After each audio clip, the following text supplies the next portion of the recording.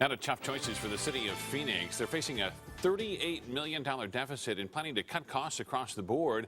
That means there could be less money for police, fire, and community centers. And tonight, the community can weigh in. ABC 15's Lauren Vargas is live outside Cesar Chavez High School, where one of those meetings will begin shortly. And Lauren, I would imagine a lot of people are fired up, especially if it hits their own pocketbooks. Yeah, Steve, we're just about an hour away from the meeting inside the cafeteria here at Cesar Chavez High School. As you mentioned, some of those proposed cuts to this budget include closing community centers and senior centers.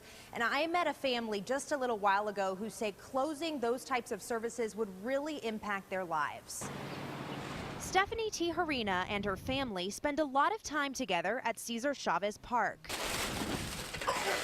One of the proposals for next year's budget is adding a dog park here, but she says that's not worth losing some of the other things on the list. I think that it's kind of ridiculous, I mean, to be straight and blunt, because you're trading in a child's future, which is our future, to give a dog somewhere to run and play. Stephanie says community centers helped her stay off the street growing up, and now does the same for her kids. These community centers and stuff is how I kept my kids off the street during the summer. They went to the swimming programs. It kept them in tune and kept them in line and out of trouble. At one point, her family moved to a place without community centers and says her boys started having problems. I started having problems with a child of mine who got in trouble for the first time. Stephanie hopes the public meetings will help keep those community programs running. We utilize these centers a lot, and for them to take them or to even consider that, it's almost like them telling them that they're not going to have the benefits or the funding for schools anymore.